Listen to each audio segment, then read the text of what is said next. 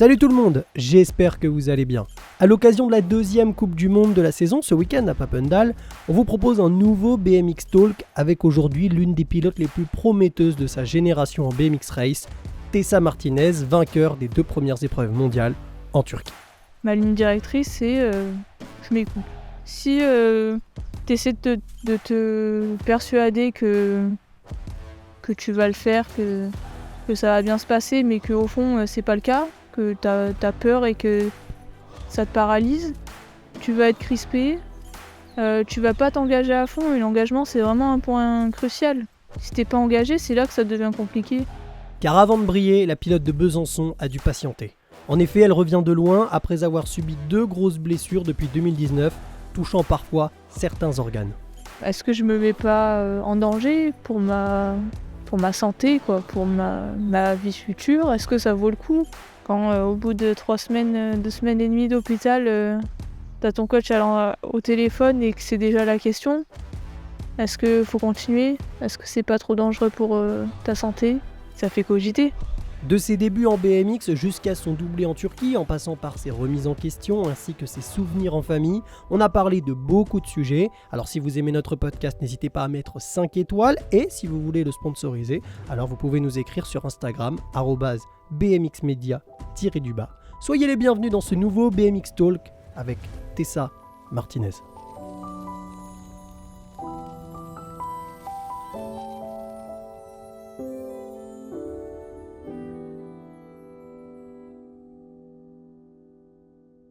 Il paraît que tu ne savais pas faire de vélo jusque tard. Tard, c'est a priori 7 ans. Moi j'ai lu un article qui disait qu'à 7 ans tu savais pas faire de vélo ou en tout cas que tu galérais, etc. Est-ce vrai? Est-ce faux? Parce que c'est curieux. Je me dis, aujourd'hui tu gagnes des Coupes du Monde du 23 et le fun fact c'est que tu n'aimais pas faire de vélo a priori jusque tard. Ouais, c'est plus ça, c'est que j'aimais pas. Après, en termes d'âge, je suis pas capable de te dire, je me rappelle pas forcément. Mais ouais, quand j'étais jeune, ça a jamais été mon truc de faire du vélo. Et ouais, franchement, je peux pas te dire l'âge où c'était, mais c'est arrivé assez tard, quoi.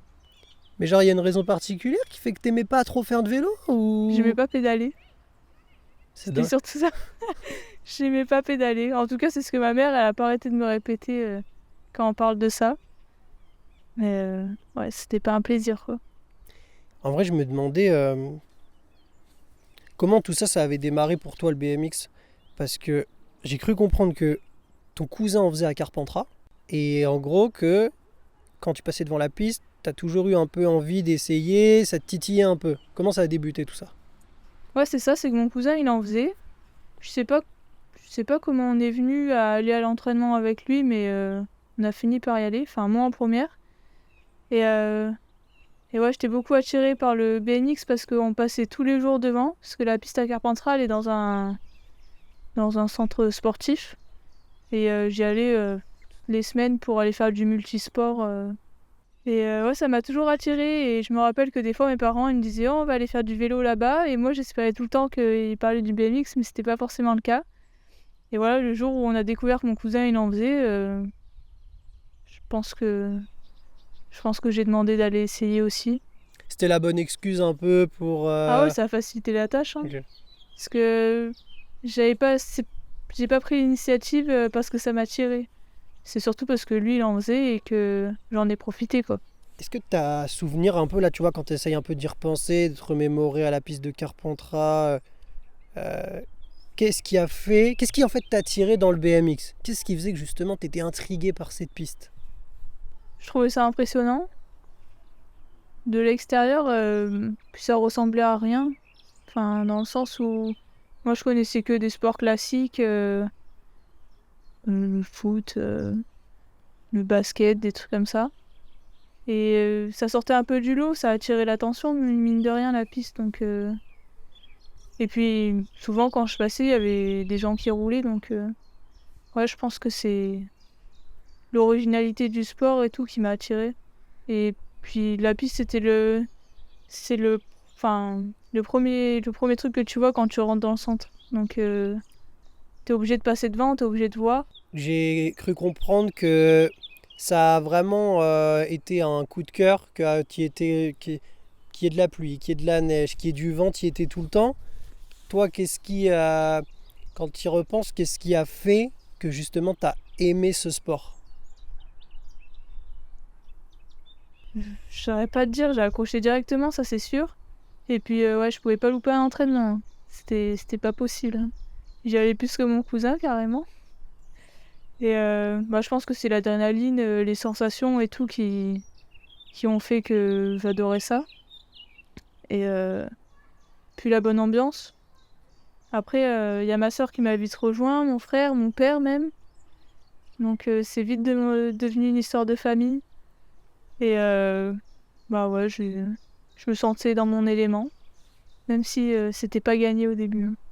Ah ouais? Ouais, j'arrêtais pas de tomber tout le temps. Si tu demandes à mon premier entraîneur, et il se demandait comment j'arrivais à continuer tellement je tombais. Mais bon, faut voir que j'avais pas peur de ça. Et tu parlais de ta sœur justement. euh, c'est- Ça, c'est un truc hyper important pour vous dans votre famille. C'est justement que vous avez fait tout ça en famille. Et je me demandais, est-ce que, par exemple, le fait qu'il y ait ta sœur qui fait du BMX, elle t'a rejoint 6 mois après toi ou quelque chose comme ça, quelques mois après. Est-ce que tu penses que si elle n'avait pas fait de BMX, t'aurais quand même continué? Peut-être que oui, tu vois, en vérité, ouais, t'as grave kiffé et t'as continué. Ou est-ce que tu penses que quand même le fait qu'elle s'y est mise et que ce soit peut-être devenu un truc de famille, ça t'est poussé à continuer comme ça? Moi, je pense que j'aurais continué quand même parce Ok. que j'aimais vraiment beaucoup. Enfin, j'aime toujours, hein. Mais ça a ajouté un petit plus, un petit bonus qui... qui... Un petit bonus Qui rajoutait un truc en fait. Ouais, Qui rajoutait un truc. ça a rajouté de la bonne ambiance. En plus, j'étais une petite fille un peu timide et tout. Donc, ça me permettait d'avoir des personnes avec qui j'étais à l'aise direct. Et c'est sûr que ça m'a aidé, hein. Après, j'aimais beaucoup quand même. Comment tu voyais le BMX quand tu étais petite? Est-ce que tu te disais, ah ouais, moi je sens que j'aime ça, je veux plus tard en faire quelque chose? Ou est-ce que tu le voyais vraiment dans le genre, j'adore ça, ça me permet de le soir penser à autre chose après l'école, et juste ça reste un plaisir. Quand tu avais dans tes premières années, je dirais, ouais, tu vois, entre peut-être 7 et 13 ans, tu voyais ça comment? Parce que tu vois, il y a des sportifs des fois qui se disent, ah non, mais moi en fait, plus tard, je veux être pro. Alors peut-être nous, c'est plus dur vu que c'est au BMX, mais toi, comment tu le voyais? Bah, je me rappelle pas du début, enfin, en tout cas, d'être vachement attirée par, euh, par devenir, par continuer là-dedans toute ma vie, ou voilà. Parce qu'on n'avait pas beaucoup d'exemples déjà. Même si dans le sud, il y avait des beaux pilotes, hein. Mais moi, j'allais dans mon groupe l'après-midi de loisirs. Mais c'est vrai que ça a vite changé quand même parce que je crois que j'ai commencé septembre 2008 et en 2011, j'ai fait mon premier championnat du monde. Donc, donc ça a été assez rapide quand même. Mais, mais puis j'ai toujours été compétitive, hein. Mais compétitrice, pardon. Cet esprit-là de Ouais. vouloir gagner, quoi. Ouais, moi, ce que je voulais, c'était être plus forte que ma sœur. Pas de Et cadeau, quoi. voilà. Après, je me projetais pas autant quand même. Mais, euh, mais je voulais faire de la compétition.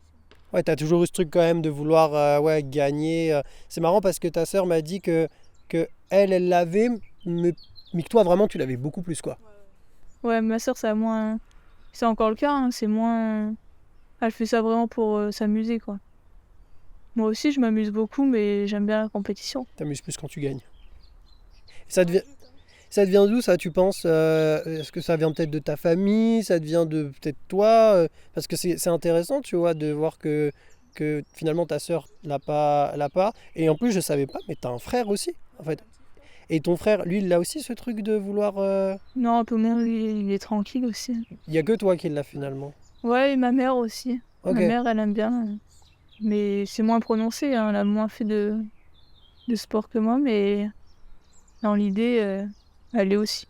Alors, mon père, il est pas... Mon père, il s'amuse. Ouais. Quand il en faisait, c'était pour nous accompagner. Il aimait bien aussi, je pense, mais ouais. Genre les nocturnes à Sarian, je sais plus comment, Trophée des cigales, je crois que ça s'appelait. On faisait des relais père-fille. Ah ouais? Ouais, il y avait des courses de relais parents-enfants, c'était hyper sympa. C'est toi qui grondais tout le monde quand vous perdiez du Ah coup? ouais, moi, Ah ouais? fallait que ça aille vite, hein. Ok, je pensais pas, je disais ça pour la vanne, mais non, ok. Ah ouais, moi, j'adore faire du BMX chill. Franchement, c'est mes entraînements préférés. Mais quand il y a compète, quoi. Toujours Tessa Martinez en première place dans cette Coupe de France ici à Carpentras chez elle. Attention à ce dernier virage. Évidemment, le moins d'erreurs possible pour les 3 premières pilotes. Tu vois, ce truc de famille, comment il est venu en fait? Tu vois, pourquoi tes parents, tu vois, ils vous ont suivi un peu? C'est pas tous les parents qui le font. Il y a des parents voilà, qui simplement emmènent leurs enfants à l'entraînement et viennent les chercher à la fin. Ça leur va très bien comme ça, ils sont très bien. Toi, tes parents, ils vous ont suivi directement. Ils sont impliqués. Et je me suis posé la question, pourquoi justement, selon toi, là, quand tu reprends du recul, qu'est-ce qui a fait que vous avez vraiment vécu ça en famille comme ça et qu'ils vous ont suivi? Parce que ça demande quand même un investissement, que ça soit financier ou même physique, peu importe. Mais tu vois, ça demande de l'investissement. Bah, mes parents, ils nous ont toujours soutenus dans tout ce qu'on faisait, tout ce qu'on aimait. Ils ont toujours voulu être là pour nous et nous pousser le plus possible. Donc je pense que c'est une bonne raison pour lesquelles ils nous ont suivis comme ça. Et puis je pense que c'est des moments en famille, ils ont profité. Enfin, mon père, il a profité en roulant avec nous. Ma mère, elle était toujours là à l'entraînement. Je sais pas, je pense que ouais, c'était des moments en famille importants. Et c'est pour ça qu'on en est arrivé jusque-là et qu'ils sont toujours là. Ils nous ont toujours soutenus dans tout ce qu'on faisait, donc je pense que c'était la suite logique. Toujours Bro Califani, me semble bien. Oh, il y a eu du changement dans le deuxième virage. Il y a eu du changement avec Martinez, Tessa, Pernet-Fontaine vient de prendre la première position. Brocaille est à la deuxième place, ça chauffe sur les arrières. Camusillo et relance sa machine dans la dernière ligne droite. Pilote de Pernet-Fontaine. Pour rentrer un peu plus dans la deuxième partie, qui est cette prise de conscience de se dire, ok, bon, je fais du BMX, je fais des bons résultats.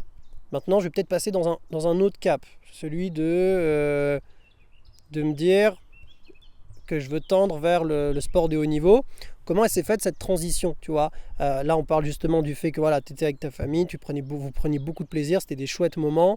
Comment tu passes de cette ambiance-là à tout doucement commencer à te dire, tiens, peut-être que je pourrais faire un truc cool? Ça se fait d'un seul coup? Ça se fait progressivement? Comment ça se passe?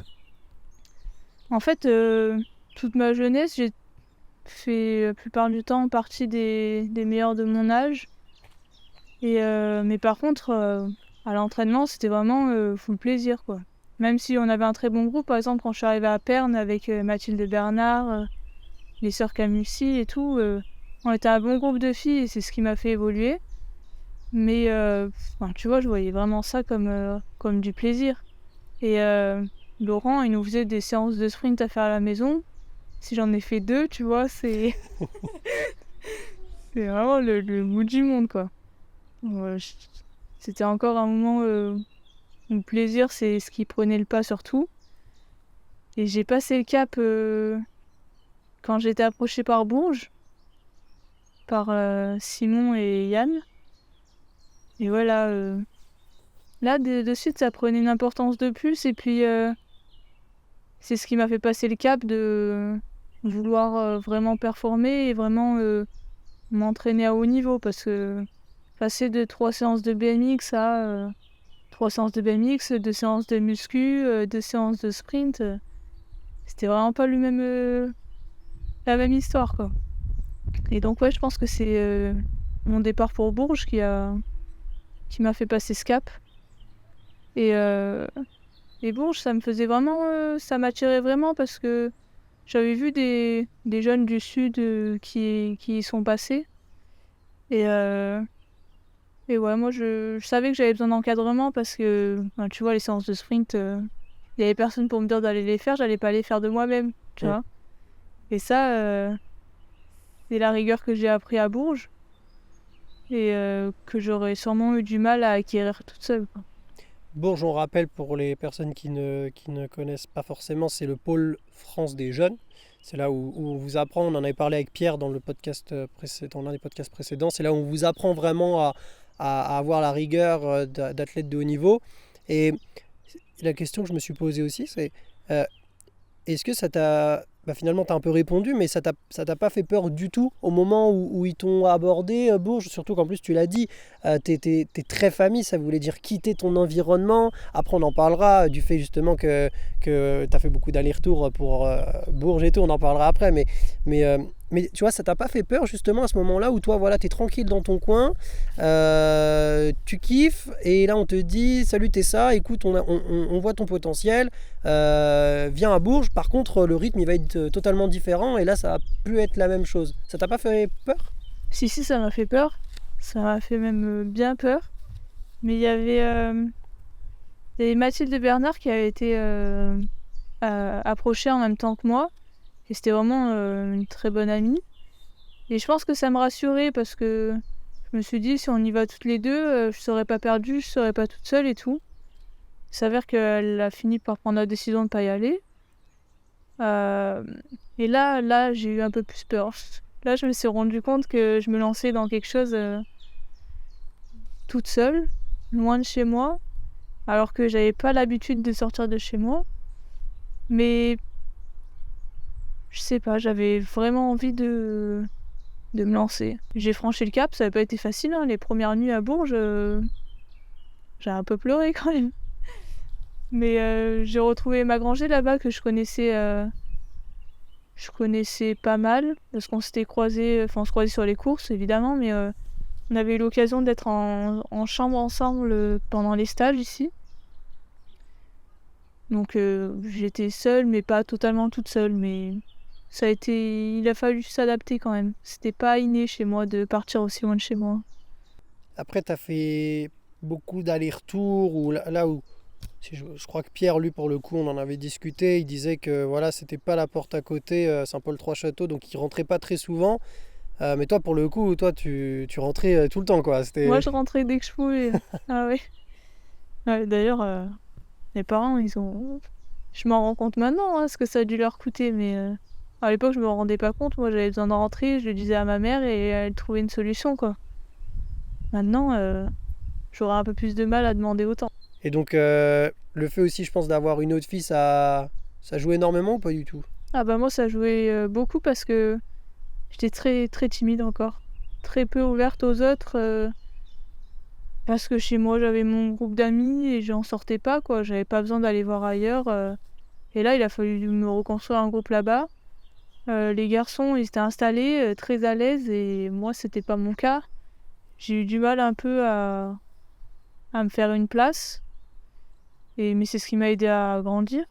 Et, euh, et heureusement que Emma Granger, elle était là, parce que sinon, je passais ma vie toute seule, je pense. Même si je m'étais fait des amis à côté dans d'autres sports, hein. Mais ouais, ça m'a fait beaucoup grandir cette période-là parce que oh, c'était pas facile, hein. Et sur le vélo, j'ai l'impression que ce qui a été le plus dur, c'est en dehors du vélo, parce que sur le vélo, ça a été, du coup? Ouais, ça a été. Il y a eu une petite période d'adaptation à cause des entraînements qui étaient un peu plus soutenus et tout. Mais enfin, j'étais là pour ça. Moi, j'y allais à fond, même si j'avais un peu plus de mal à me faire mal que maintenant. J'en faisais peut-être le minimum possible.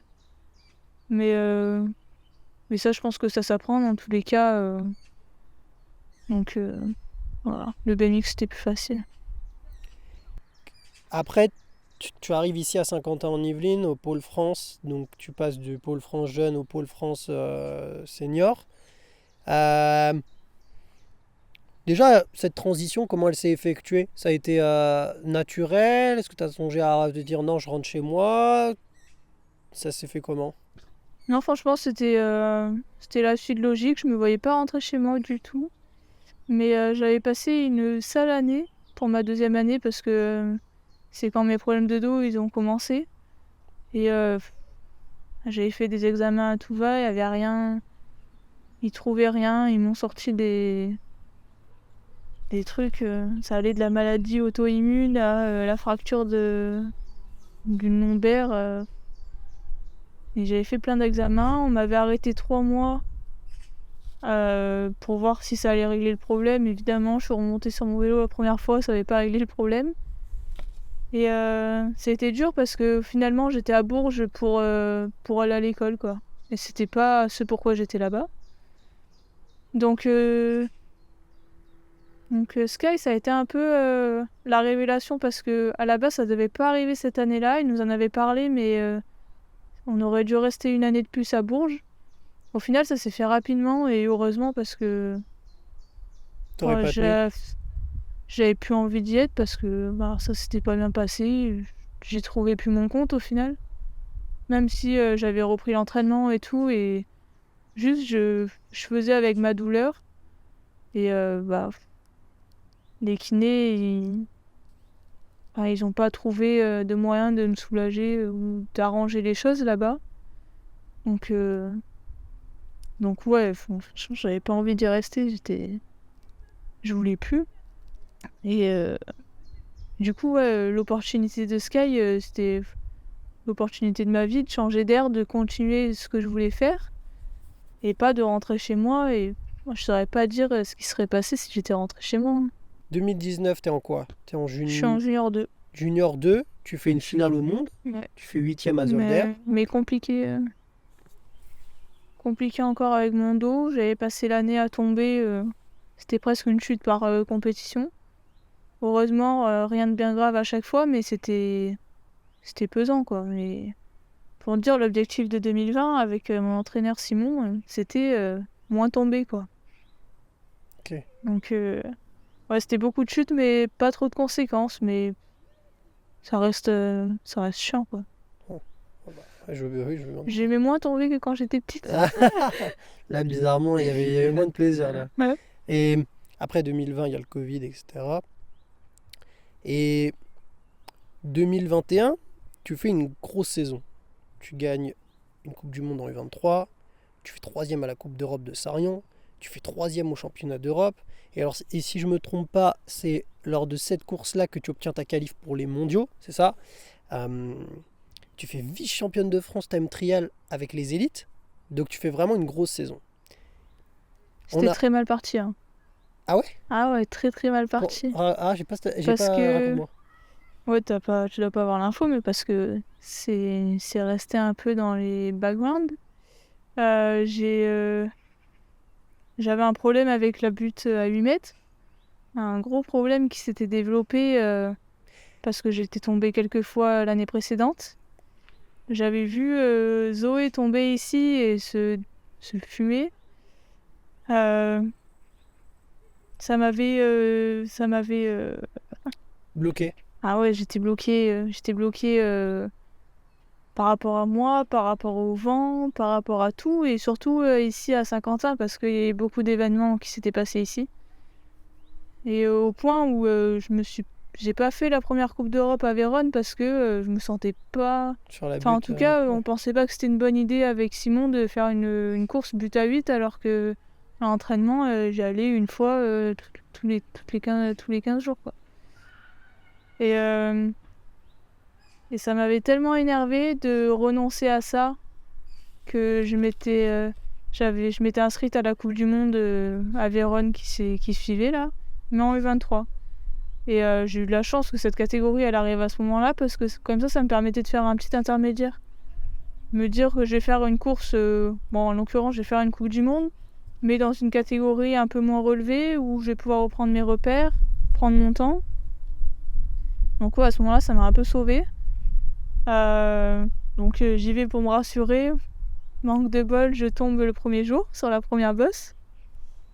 Toute la soirée, le lendemain matin, j'essaie de me convaincre parce que c'était sur un contact. Donc en soi, rien à voir avec mes problématiques, mais j'étais quand même tombée sur la première bosse, quoi. Donc j'ai passé tout ce temps-là à me convaincre que c'était un fait de course et que j'avais pas à m'en soucier ou à prendre ça pour moi, enfin, et d'augmenter le problème, quoi. Donc le deuxième jour de la Coupe du Monde, je fais les essais, je saute même pas une fois. Dans ma tête, c'était compliqué, c'était un combat, hein. Et j'ai réussi à trouver les ressources grâce à la course, de me relancer au premier tour et tout. Donc à l'époque, on avait eu 3 manches et on choisissait un genre 7-6-1, 5-1-7, on choisissait, tu vois. Et j'avais pris des places en sorte d'être le plus à l'écart possible ou de m'éloigner du pack par rapport à ce que les autres filles elles avaient pris, pour que je sois tranquille et que juste je me remette dedans, je refasse les sauts tranquille. Et sauf que moi ça me suffisait pas, j'étais pas là pour j'étais à une compétition, il fallait que je performe, sachant que je savais que je pouvais gagner. Je pouvais pas en rester à juste cool, j'ai sauté, tu vois. Donc voilà, et en finale, je me retrouve à mettre à la 8, je me dis, pas de pression, tu fais. Puis ça s'est bien passé, je pense que c'est mon meilleur passage du week-end sur la première bosse. Donc voilà, moi je sors de ce week-end hyper contente, même si. Et en rendant un peu la première place anecdotique, parce que. C'est bon, je pense. Oh, vas-y, t'inquiète. Parce que moi, ma victoire, c'était d'avoir réussi à ressauter en compète et de m'être encore relevé de cette difficulté. C'était pas d'avoir gagné la course. Donc voilà. Sauf que cette course-là, j'y étais allée de moi-même. Je me retrouve à rentrer à Saint-Quentin et à me retrouver sur la sellette pour rester au pôle. Parce que en comparant les temps que j'avais fait aux élites, ils étaient pas assez bons. Donc c'était une période assez compliquée qui s'en est suivie parce que j'avais des problèmes de confiance en moi sur la butte. J'étais sur la sellette au pôle alors que la saison elle était bien avancée et que j'avais pas de solution de secours. Enfin, je pouvais rentrer chez moi, mais tu sais, il fallait s'arranger pour la fac et tout. C'était une galère, quoi. Et après, il y a tout le bloc championnat de France, Coupe de France, Coupe d'Europe et championnat d'Europe qui sont arrivés. Et quand ça s'est arrivé, j'avais fait un beau travail mental avec mon préparateur dans le sens où faut que j'arrête de me prendre la tête avec le pôle, que je roule pour moi et tout. Et je pense que ça m'avait beaucoup libérée et c'est comme ça que j'en suis arrivée au résultat que j'ai fait, hein.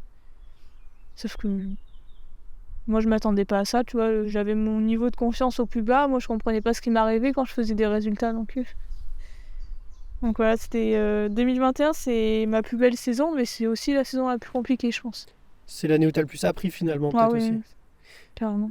J'ai 2 questions. La première, c'est comment t'as retrouvé cette confiance Pas comment t'as retrouvé la confiance. Comment t'as dépassé cette peur en fait. Parce que la butte de départ, ça peut vraiment servir, je pense, à tous les gens qui écoutent le podcast, filles comme garçons, petits comme grands. La peur des sauts, elle est toujours là, en plus sur la butte à 8. Toi, comment t'as fait pour justement passer de j'ai peur à bah vas-y, ok, là finalement j'y arrive, tu vois. Oh, ça a été un long travail, hein. Je vais pas te cacher, ça a pas pris 2 semaines, ça a pris bien des mois. Et ça a été beaucoup de persévérance, beaucoup de travail avec mon préparateur mental. Et je pense que c'est la chose, une des choses les plus importantes dans notre préparation au final. Parce que si la tête ça va pas, c'est pas parce que t'es le plus rapide que ça va marcher. Parce que faut que ce soit en adéquation les deux. Et ouais, franchement, ma solution miracle, ça a été ça, hein. Ça a été de travailler ma prépa mentale à fond et de me confronter à mes difficultés dès que je pouvais. Après, faut pas... Faut se connaître quand même. Faut savoir à quel moment t'es capable d'y aller en sécurité, à quel moment t'es pas en sécurité. Et ça, c'est l'expérience aussi. Mais je pense qu'il faut... On est beaucoup à être passé par là. Et il faut pas baisser les bras parce que... Enfin, je pense à beaucoup de filles à qui c'est arrivé, hein. Mais c'est pas une finalité d'avoir peur. C'est pas comme ça que ça va se terminer. Il y a toujours un moyen de s'en sortir et il faut en tirer l'expérience. Faut pas... comment dire... baisser les bras. C'est faisable, hein. Ça paraît infaisable sur le moment, mais faut pas hésiter à travailler, à se confronter, faut faire face au problème, pas l'ignorer ou même, tu vois, tu peux avoir la peur qui arrive, faut pas se dire non, j'ai pas peur, j'y vais, et c'est le meilleur moyen d'y aller en étant dans de mauvaises conditions et de retomber si le problème venait d'une chute ou faut créer de la conversation, faut dialoguer là-dessus parce que c'est pas toute seule ou tout seul que tu vas t'en sortir. T'as besoin d'aide. Et c'est pas une faiblesse de l'avouer, c'est juste vouloir avancer en fait. Je trouve ça hyper intéressant et ce que je trouve vraiment pertinent, c'est que en fait, je pense que beaucoup d'athlètes, en tout cas dans le BMX, dehors je sais pas, mais c'est vrai que j'ai pas été beaucoup pilote, en tout cas au niveau des résultats, mais c'est vrai que parfois il y avait ce truc un peu de se dire, dès que j'avais peur moi aussi de sauter, on disait non mais vas-y, t'inquiète, vas-y. Et je pense que tu as dû le connaître, je pense que peut-être même chez les filles, tu me dis si je me trompe, mais c'est peut-être encore plus présent parce que de fait parfois vous entraînez avec des garçons qui eux vous disent ah non mais vas-y. Tu m'arrêtes si je me trompe, hein, mais... Et en fait toi ce que je trouve intéressant c'est que en fait tu dis que parfois quand on le sent vraiment pas, il faut savoir se dire pas maintenant. Ah bah oui, carrément. Moi encore aujourd'hui, hein, c'est pas... J'ai toujours peur, hein, j'ai toujours très peur de temps en temps. Mais je m'écoute. Et c'est plus dramatique si un entraînement je saute pas. J'ai accepté que des fois les conditions elles sont pas là, que moi je suis pas opérationnelle. C'est pas grave. On peut pas être toujours au top, toujours prête en fait. Parce que et la meilleure manière de se faire peur ou de tomber, c'est de pas s'écouter. Donc voilà. Moi maintenant, ma ligne directrice, c'est je m'écoute. Voilà, je fais un état des lieux de moi-même quand je vais à l'entraînement, quand je suis sur la butte. Et si les conditions elles sont pas réunies et que je le sens pas, j'y vais pas. Parce que j'ai eu beaucoup de fois où j'y suis allée alors que dans ma tête c'était non, je le sens pas, je le sens mal, je vais tomber. Et c'est arrivé, je suis tombée.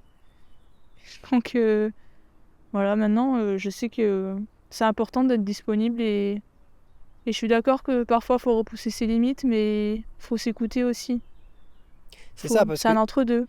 Voilà, c'est ce que j'allais te demander. J'allais dire, comment tu fais aussi en même temps, parce que parfois il faut se challenger, il faut se dire bon, allez, ouais, j'ai peur, mais j'y vais. Tu vois, comment tu parviens pour ne pas justement tomber dans ce truc de se dire oh non, j'ai peur, non, bah j'y vais pas en fait. Tu vois, pour aussi trouver la limite et se dire bon, j'ai peur, mais allez, let's go, faut y aller là maintenant.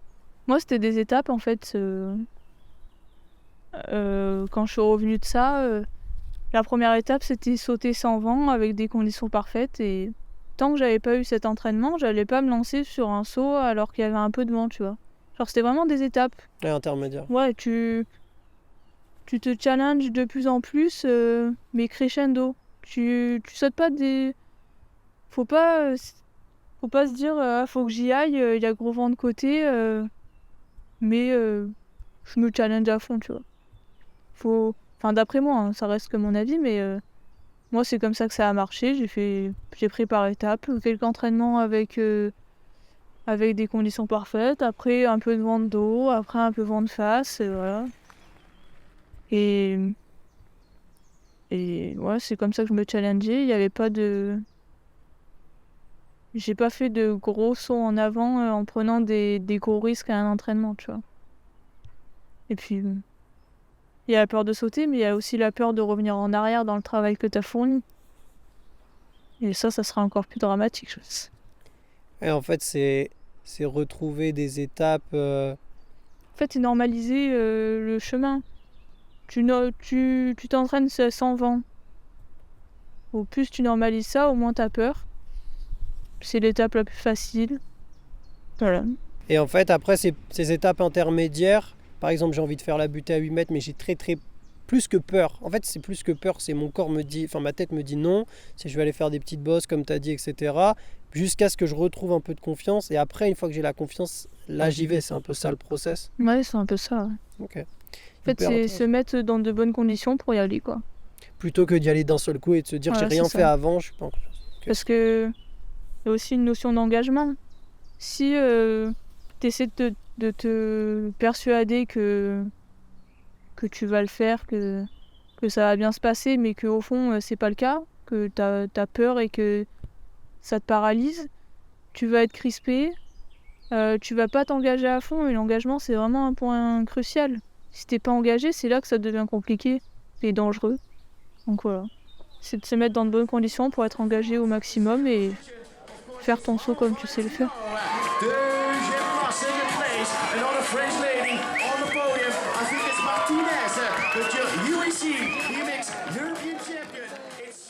Et pour en revenir à la partie de la saison donc 2021, donc saison, je ne savais pas, mais qui démarre mal, mais qui part, enfin, elle ne se termine pas bien. Par contre, l'intermédiaire, elle ne se termine pas bien du tout même. Mais par contre l'intermédiaire, l'entre-deux est plutôt bon. Là, on a donné tous les résultats. Mais ce qui est, je trouve intéressant, et là où j'aimerais que tu développes un peu, c'est que tu arrives au championnat du monde de Papendal. Donc tu es en élite. La catégorie 23 n'est pas créée à ce moment-là. Tu viens de sortir de junior. Et tu tombes. Tu tombes en 3e ligne droite. Trauma crânien. Et tu as des organes qui ont été touchés. Alors j'ai lu que en fait, toi, tu le sentais un peu que tu allais te blesser, ou en tout cas plus que tu le sentais pas en fait. Et ça, j'aimerais que tu m'en parles de ce moment-là où tu te blesses. Et en fait, ouais, qu'est-ce qui a fait que tu es arrivé en te disant bah, je le sens pas. Est-ce que c'était le fait que tu aies fait trop de trucs avant, que justement, émotionnellement, cette saison a été hyper éprouvante, tu arrivé à un point où tu étais à bout de souffle, qu'est-ce qui a fait que... Émotionnellement, toute la saison, elle a été lourde à porter. Il y a eu des hauts, des bas, et c'était compliqué et surtout épuisant mentalement en fait. Et même si j'étais allée au championnat du monde remonter comme jamais, alors moi c'était la première fois que je pouvais me qualifier à un championnat du monde élite, j'y arrive. J'étais sur un petit nuage, mais j'étais fatiguée mentalement. Sachant que entre les championnats d'Europe et les championnats du monde, il y avait bien eu un mois, je crois. Et j'ai pas joué la facilité en prenant élite. Donc voilà, il y avait beaucoup de pression sur cette course. Et à la fin, c'était que du plaisir, mais c'est le petit truc qui te dit saison compliquée et qui est pas finie. Même si c'était que du bonus et que c'était loin d'être imaginable au début d'année, tu vois. Mais ouais, et je me suis entraînée tout l'été, ça s'est bien passé. Franchement, ça se passait bien. Il y avait pas de signe extérieur du fait que je pensais ça ou que ça allait se passer, parce que je le sentais au fond de moi. Mais tu vois, j'ai même pas su l'exprimer avant que ça arrive. Hein. C'est après coup que je me suis dit, je le savais. Enfin, tu vois, ça a pesé sur moi depuis un moment et c'est en repensant à tout ça, tu vois, que je me suis rendu compte de ça. Hein. Je le sentais indirectement, c'était inconscient, mais voilà. Donc tu te blesses et en plus de ça, t'as vraiment pas de chance parce que donc il y a cette blessure, il y a le fait de se remettre de cette blessure et en plus de ça, après, on découvre que tu as une fracture à la mâchoire quand tu rentres en France. Donc là, moralement, j'imagine que... Enfin, c'est... Alors, entre-temps, donc tu sais que tu restes à Sky, etc. Donc il y a peut-être un peu plus de soulagement, mais là, j'imagine que mentalement, ça a été compliqué aussi parce que on t'annonce, tu vas arrêter le BMX pour tant de temps, tu rentres en France, on te dit, ah ben non, en fait, t'as une fracture en plus à la mâchoire, ça va être encore plus long, tu vois, mentalement, comment ça s'est passé à ce moment-là? En fait, ça a été dur à partir du soir de ma chute. Parce qu'en fait, je suis tombée, bon, j'ai perdu connaissance sur le coup, on m'a fait marcher tout le long de la dernière ligne, on me relâche, genre, on m'amène pas à l'hôpital directement. Je me sentais pas hyper bien, tu sais, je commençais à trembler et tout, des phases bizarres, tu vois. Après, je me suis dit, tu vois, il y a la tête. J'avais déjà mal à la mâchoire, mais j'avais l'impression que c'était ma dent. Parce qu'à chaque fois que je bougeais la mâchoire, je sentais ma dent qui bougeait, mais en fait, c'est parce que la fracture, elle était juste dessous. Enfin, c'était une double fracture même, mais la deuxième, elle était loin, donc... Et là, je suis allée aux toilettes après ça, parce que le doc, il m'avait demandé, et c'est là que j'ai découvert qu'il y avait un problème interne, puisque j'ai pissé du sang, clairement. Et là, donc, là, on est pendant les demi-finales de la course, donc tout ce temps-là, je m'étais posée et tout. Et là, le doc, il me dit, bah écoute, Tessa, on va aller au poste de secours et tout, après les finales. Donc, j'ai vu toute la compète. Ça m'a permis de penser à quelque chose, penser à autre chose avant la semaine qui m'attendait, quoi. Mais moi, je savais pas. Moi, il m'a juste dit, on va voir les secouristes. Et puis, on me dit, on va à l'hôpital, on va faire quelques examens. Et c'est à partir de là que je me suis retrouvée un peu toute seule. Parce que j'ai revu Julien et le doc une fois. Et après, on m'a emmenée dans une chambre d'hôpital à l'IT où je devais parler anglais toute la semaine. Toute seule dans une chambre d'hôpital que je partageais avec... des mecs qui venaient, qui repartaient. J'ai eu 3 personnes à côté de moi alors que moi j'avais pas bougé de mon lit. Tu vois. Et ouais, ça commençait à être compliqué à la fin de la semaine. Moralement, en fait, tu peux plus. Je pouvais même pas manger. Et ils m'ont libérée. Le timing a fait que ma mère avait réussi à venir le jour où je pouvais sortir, je crois, ou la veille. Et à partir de là, c'était plus simple quand même parce que j'étais plus toute seule.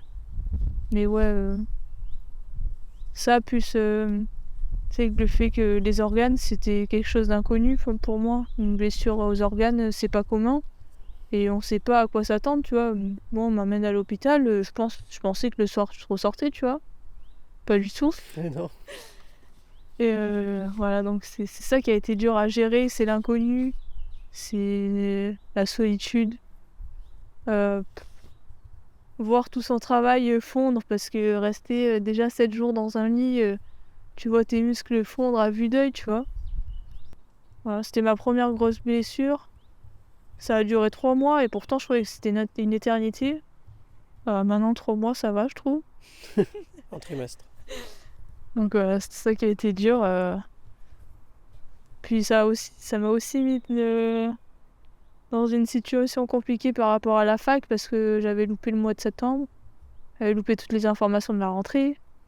Puis ça m'a mis dans une situation un peu compliquée parce que j'avais loupé des infos et tout importantes. Donc voilà, mais... Il y a cette première chute. Puis bon, ça se remet. Voilà, tout doucement. Tu reviens à l'Indoor de Saint-Étienne. Tu reprends un peu de rythme. Après 2022 arrive. 2022, tu fais 4e à la Coupe de France de Sarian. Et puis il y a un premier truc qui est que tu chutes à la Coupe d'Europe de Zolder et tu décides de ne pas rouler. Il y a ce premier truc. Donc j'imagine que là, mentalement, il y a un truc de se dire « Ah, mince, en un peu plus vulgaire, j'ai déjà passé une sale période. Mentalement, une blessure, c'est quelque chose. » Et là, tu souris parce que tu sais de quoi on va parler. c'est que Ravels, Coupe d'Europe, et tu roules et tu tombes. Fracture du rein, clavicule qui est touchée aussi. À ce moment-là, on précise que donc toi, t'entames en U23. C'était l'objectif de la saison. Tu vois, voilà. Mm. Et cette deuxième blessure, en quoi mentalement, tu vois, elle est plus dure. En fait, quelle douleur elle a au-delà de la douleur physique, cette deuxième blessure, tu vois. Qu'est-ce que tu te dis à ce moment-là? Est-ce que tu te dis, ah vas-y, c'est bon, j'arrête? Est-ce que tu y as pensé? Qu'est-ce que tu t'es dit en fait à ce moment-là? Mais en fait, déjà, tout était plus dur. Parce que, à partir du moment où j'ai vu que c'était le même scénario qu'à Papendal, je savais à quoi m'attendre. Déjà, ça, c'est pire, quoi. Tu sais que quand tu vas à l'hôpital, tu vas pas en sortir, quoi. Donc, il y a ça. J'ai passé 2 semaines alité, 3 semaines au total à l'hôpital. Ça s'est pas réglé aussi rapidement que l'autre. J'ai eu 2 complications. Plus la clavicule qu'il a fallu opérer après. En fait, c'était vraiment tout était plus dur, quoi. Et puis la question de est-ce que j'arrête ou pas, parce que là ça fait 2 fois. Est-ce que je me mets pas en danger pour ma santé, quoi, pour ma vie future? Est-ce que ça vaut le coup de sacrifier tout ça pour du vélo? Donc c'était plus cette question-là, quoi. Parce que l'envie, elle y était, ça n'a pas arrêté la passion que j'avais pour le BMX, quoi. Ça, c'est sûr. Mais quand au bout de 3 semaines, 2 semaines et demie d'hôpital, t'as ton coach au téléphone et que c'est déjà la question, est-ce qu'il faut continuer? Est-ce que c'est pas trop dangereux pour ta santé? Sachant que tous les jours à l'hôpital, je croisais des infirmières qui me demandaient comment j'en étais arrivée là. Puis t'en avais qui disaient bon, de toute façon, on sait qu'on va pas pouvoir vous faire arrêter. D'autres qui disaient ah bah là, faut arrêter, c'est fini pour votre santé et tout. Tu vois, toute la semaine, c'était des réflexions comme ça et ça fait cogiter. Et puis, au-delà de ça, les douleurs physiques, j'ai jamais connu ça. C'était un autre niveau, tu vois, donc y a rien qui allait, quoi. Mentalement, ça allait pas, physiquement, ça allait pas du tout. C'était une sacrée expérience. Qu'est-ce que tu as fait pour aller mieux? Tu vois, peut-être qu'il y a des gens qui nous écoutent qui connaissent aussi ça, des blessures, des moments un peu plus même, je dirais, de tristesse où tu n'as pas le moral. Toi, qu'est-ce que tu as fait? J'ai décidé de rester à Saint-Quentin parce que j'avais toute la rééducation de ma clavicule à faire. Donc là où j'aurais pu rentrer chez moi, prendre l'air, c'était les beaux jours étaient arrivés et tout. J'ai décidé de rester ici pour parce qu'en fait, je sais pas, j'ai toujours ce truc de perdre le moins de temps possible. Alors que là, j'avais tout mon temps, clairement. Mais ce truc de je veux pas perdre de temps, je veux que ce soit bien fait et tout, m'a emmené à rester ici. Et c'était pas facile mentalement parce que t'es dans l'endroit où t'es censé faire du sport, où tu vois tout le monde faire du sport, ce que t'aimes. Et ouais, ça a pas été une décision facile, enfin, une décision facile à vivre. Mais au final, j'en ressors avec une clavicule qui va super bien. J'ai eu 0 souci depuis tout ça sur la clave, donc je pense que c'était une bonne décision. Après, bah franchement, j'ai vécu mon été comme je l'avais pas fait depuis un moment, quoi. Je suis sortie de l'hôpital, 2 semaines après, j'étais au concert de Jul au Vélodrome avec mon bras dans le du jarrier là. Mais j'avais besoin de ça. T'as respiré en fait. Ouais. Malgré le fait d'être restée ici, j'ai fait ma vie, j'ai refusé aucune proposition pour aller voir des amis. Je suis allée j'ai fait un festival, truc que j'avais jamais fait.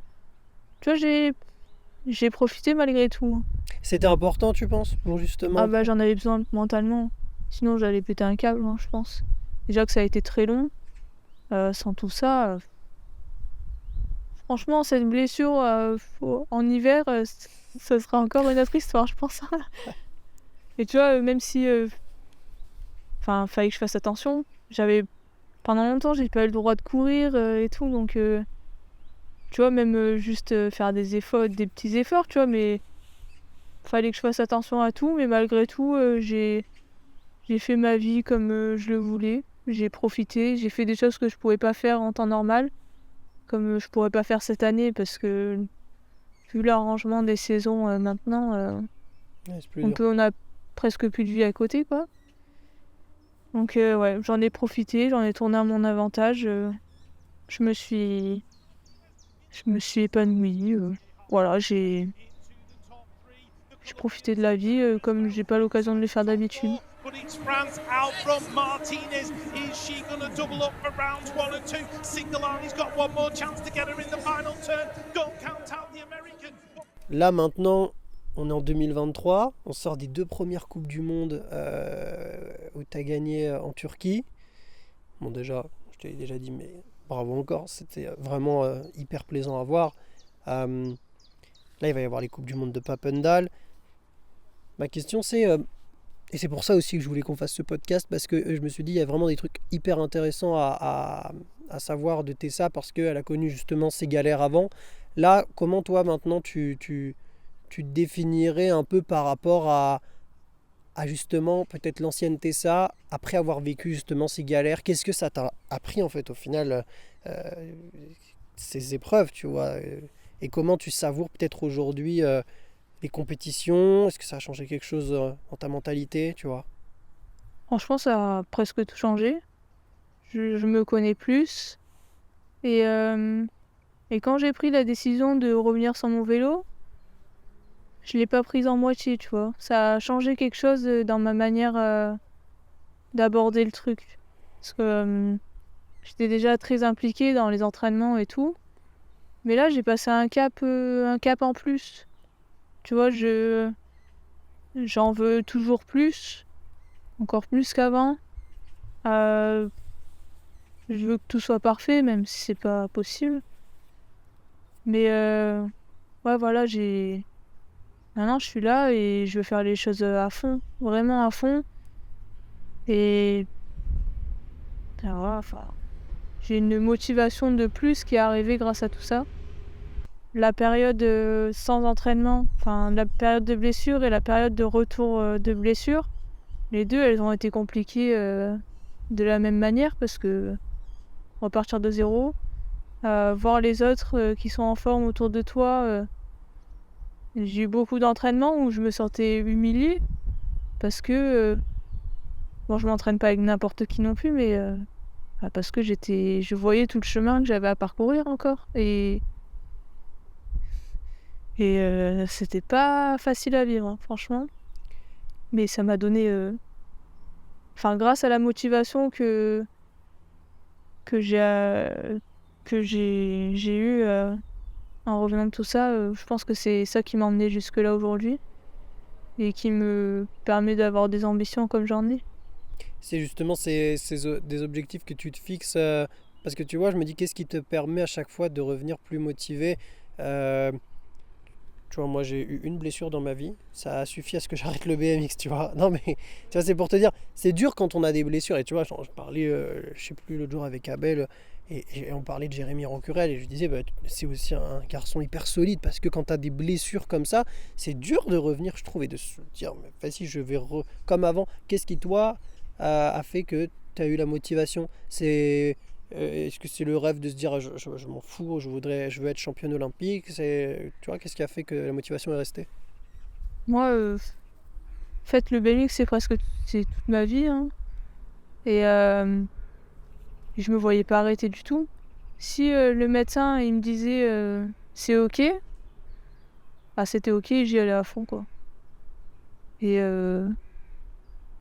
ouais, je pense que ça aurait été dur de tout arrêter. Mais c'est même... tu vois, c'était passé par ma tête, mais c'était inimaginable. Genre, je me voyais pas sans ça. Qui aimerais-tu voir dans les podcasts comme invité? Et quelle question t'aurais à poser à cette personne? Oh, le piège. Ça peut être n'importe qui. Moi, ça serait... Je vais chercher un peu plus loin, mais j'adorais Laetitia Le Corguillier quand j'étais plus jeune. C'était mon idole. Donc, moi, j'ai pas de questions particulières, mais peut-être comment elle a vécu sa carrière. Et voilà. Moi, ça m'intéresserait beaucoup en tout cas. Ce week-end, Tessa Martinez va tenter de conserver sa première place en Coupe du Monde. La dernière épreuve avant les grands rendez-vous de cet été, championnat de France, championnat d'Europe, en France à Besançon, ainsi que les championnats du monde qui se dérouleront cet été à Glasgow.